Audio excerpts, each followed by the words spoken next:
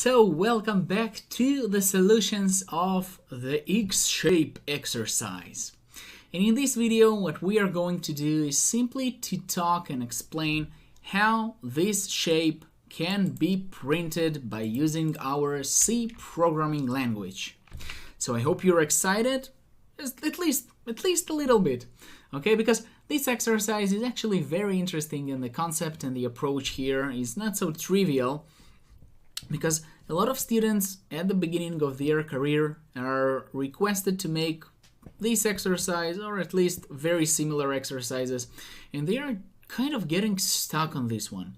So let's talk about how we, and me and you, should approach these kind of exercises. And basically I would like to know if any of you guys succeeded to print this on your first attempt, on your second attempt, or maybe you got, for example, stuck and you are looking at this video to understand how it should be done. So without further ado, let's start working. And the first question is basically how should we treat this exercise? How we should even start using it? So one of the options here is simply to understand, okay, that we cannot print this whole thing just by using one printf line and without specifying some condition, not conditions, but some logic behind it, right? We can simply say something like this: printf big X, right? It's not going to work. It's not going to print this pattern. But what we have to do is, first of all, try to break what we see here to a couple of rows and a couple of columns. So first of all, what I can see here is, once again, that's a pattern, right? Just like we've seen probably in previous exercises. It simply prints asterisks, and here we have some blank space. And what you have to understand is that this blank space is not actually so blank. This space, blank space, it consists of simply using space characters, okay? So it's not empty, it's not some void area. It simply consists of printing a space and then printing another space and another space. So here we have 5 spaces printed to the screen. Here we have 3 spaces, 1 space, and that's it. So that's the first note that you have to understand about this exercise, is probably we are going to use here spaces and some constructions with these spaces in order to print all of this shape. And the second thing that you have to understand here is that we are simply going to take into consideration the rows and the columns. So we are going to print, first of all, our first attempt is going to be to print this little nice X, nice small X, that consists of 3 rows and 3 columns, right? So that's the first shape that I want us to try print to the screen, this one. So the approach is very simple. What we should do is simply use printf, okay? And in this first printf command, we are going to print the first line. And the first line consists of star, right, space, and a star, right? We can see star, space, star.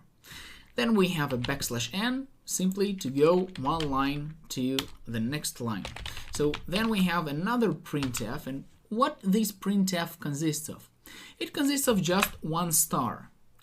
And also the last line consists of pretty much the same, right? That's this line and this line. They are both identical, kind of identical. So there you go, you have your figure. So let's try to build and run it and see if it works exactly as we've expected. Oh, so that's what happens, guys, because we have a star, a space, and a star. So a star, a space, and a star. And here we have just 1 star, right? But what's the problem? The problem is that if we look at this shape, we can see that if we are looking at it in kind of a rectangle format, then before this little nice asterisk, we have a space, right? So that's something we didn't take into account, and that's why it was not printed in the middle as we would have expected. So let's simply just add a space here before and maybe also a space after. And there you go. You can see also right here in the printf commands that the shape is starting to get kind of similar shape to what we wanted. So let's build and run it, and we can see that that's exactly the small shape that we wanted to print. Awesome. So that's kind of works. And now what we have to do is simply to expand it a little bit further. So let's take it right here and also take this one right here. So I'm doing this because that's how I requested you to approach this exercise. And first of all, to print a small rectangle, a small X, and then some larger X, and then the large one that we wanted initially.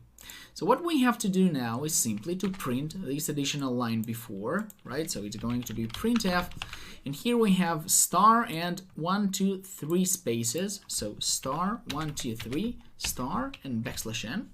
And that's the same line that we added to the end of this X shape. So printf star, okay? So there you go.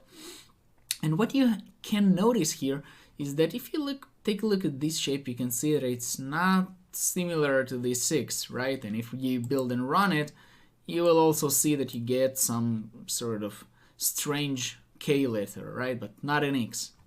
So what we have to do is simply to understand that previously we didn't use in this line any spaces before. But since we've expanded this exercise, we have now to use a space before this line. So that's going to be 1 space, and that's going to be 1 space. And also before the middle asterisk, what we have to do is to add additional space. So now it's kind of looks like we want it to, right? So build and run it, and there you go, you've created your X.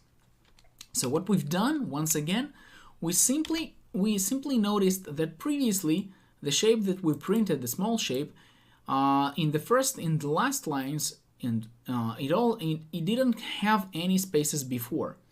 But now, since we expanded it, right? So if we look at this rectangle shape, we know that here should be something, right? Here should be some space. So that's why we added a space here and a space here.